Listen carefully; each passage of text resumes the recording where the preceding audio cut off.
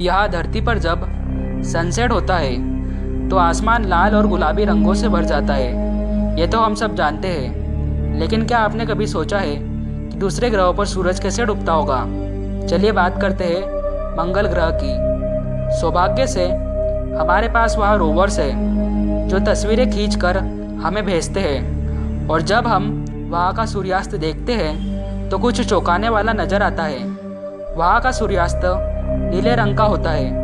ये इसलिए होता है क्योंकि मंगल ग्रह की सतह पर मौजूद बारीक धूल नीली रोशनी को बाकी रंगों के मुकाबले ज़्यादा असरदार तरीके से वातावरण में प्रवेश करने देती है।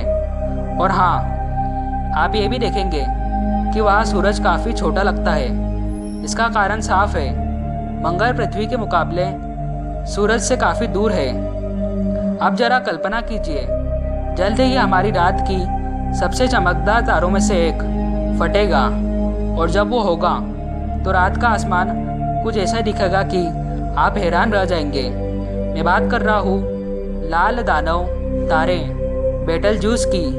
यह तारा बहुत ही अजीब है, कभी तेज चमकता है, कभी मंद हो जाता है, और बीच बीच में अपनी सतह का एक हिस्सा उड़ा देता है। हाल ही में कुछ रिसर्च आई है जो बताती है कि बेटलजूस अपने जीवन के आखिरी चरण में है। इसका कोर अब कार्बन को फ्यूज कर रहा है। अगर ये सच है तो इसका मतलब ये है कि ये तारा हमारे जीवन काल में ही सुपरनोवा बनकर फट सकता है, और जब ये होगा तो ये इतना चमकदार होगा कि आप इसे दिन में भी देख पाएंगे, और रात को ये अपनी रोशनी से छाया भी बना सकता है। अब आप सोच रहे होंगे कि बेटलजूस तो 500 लाइट ईयर्स दूर है, तो क्या वो पहले ही फट चुका होगा? हाँ, बिल्कुल मुमकिन है, लेकिन घबराइए मत, हम खतरे के दायरे से बाहर हैं। अगर हम उससे सिर्फ 450 लाइट ईयर्स करीब होते तो कहानी कुछ और होती। अब बात करते हैं ब्रह्मांड की सबसे रहस्यमय चीज़ों में से एक, ब्लैक होल्स। ये इतने घने और भारी होते हैं कि इनकी गुरुत्वाकर्षण शक्ति से रोशनी भी नहीं बच सकती। सिर्फ हमारी आकाशगंगा में ही 10 करोड़ से ज़्यादा ब्लैक होल्स हो सकते हैं, लेकिन इन्हें देखना बहुत मुश्किल है जब तक कि ये किसी चीज़ को खा ना रहे हो। सुपरमैसिव ब्लैक होल्स जो ज़्यादातर आकाशगंगाओं के केंद्र में होते हैं, जब चीज़ों को निगलते हैं तो उनके चारों ओर चमकते हुए डिस्क बन जाते हैं। इंटरस्टेलर जैसी फिल्मों में आपने यही देखा होगा। असल में वैज्ञानिकों ने 2 ब्लैक होल्स की असल तस्वीर ली है, और ये कोई CGI नहीं है, यह है रियल फोटोग्राफ्स।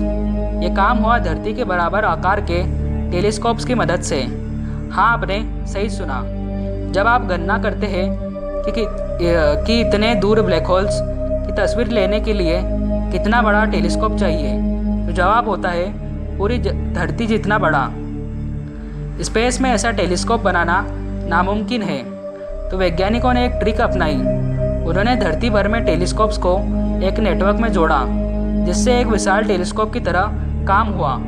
और फिर उन्होंने 2 लक्ष्य तय किए, हमारे मिल्की वे के केंद्र में मौजूद सेजिटेरियस A और M87 नामक गैलेक्सी का सुपरमैसिव ब्लैक होल जो 53 मिलियन लाइट ईयर्स दूर है।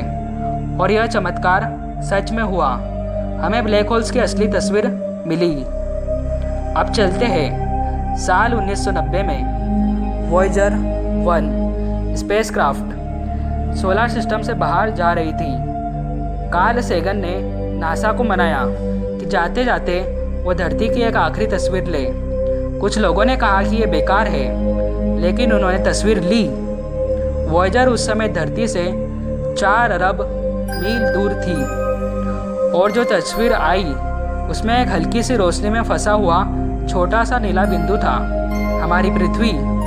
कार्ल सेगन ने इस तस्वीर को देखकर लिखा, वो बिंदु यही है हमारा घर, हम सब यही है। अब एक दुखद कहानी। लाइका, अंतरिक्ष में जाने वाली पहली डॉग। 1957 में सोवियत यूनियन ने अंतरिक्ष रेस जीतने के लिए किसी भी हद तक जाने का फैसला किया। उन्हें नहीं पता था कि इंसानी शरीर शून्य गुरुत्वाकर्षण में कैसे रिएक्ट करेगा। इसलिए उन्होंने डॉग्स को टेस्ट के लिए चुना। लाइका एक बेसहारा डॉग थी जिसे शायद लगा होगा कि अब उसे एक घर मिल गया है, लेकिन वो नहीं जानती थी कि उसे कब्र की ओर भेजा जा रहा है। रॉकेट में बैठने के बाद लाइका का दिल तेजी से धड़कने लगा। अंदर का तापमान 40 डिग्री सेल्सियस तक पहुंच गया और सिर्फ 6 घंटे बाद उसका दिल रुक गया। क्या आप जानते हैं कि पृथ्वी पर दिन हर साल थोड़ा थोड़ा लंबा होता जा रहा है? चांद हमसे हर साल करीब 1.5 इंच दूर जा रहा है और इससे पृथ्वी की गति धीमी होती जा रही है। आज से 1.4 अरब साल पहले एक दिन सिर्फ 18 घंटे का होता था और अब 1 अरब मतलब अरब साल बाद एक दिन 28 घंटे का हो सकता है। यानी आप एक पूरी नींद लेने के बाद भी 20 घंटे बाकी पा सकते हैं। अब मिलते हैं एक राक्षस से। अब तक के सबसे बड़े ब्लैक होल से यह 8.5 अरब प्रकाश वर्ष दूर एक गैलेक्सी के दिल में छिपा है और इसका नाम है फोनिक्स ए।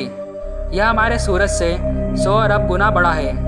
इसका इवेंट होराइजन इतना विशाल है कि अगर आप लाइट की स्पीड से भी घूमें तो इसे एक बार चक्कर लगाने में 71 दिन लगेंगे। और डरावनी बात यह है कि यह अब भी बढ़ रहा है। और आखिर में जब कोई कहता है कि आप एक सितारा है तो वो मजाक नहीं कर रहे।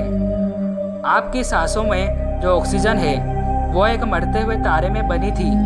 जो पानी आप पीते हैं उसकी शुरुआत बिग बैंग में हुई थी।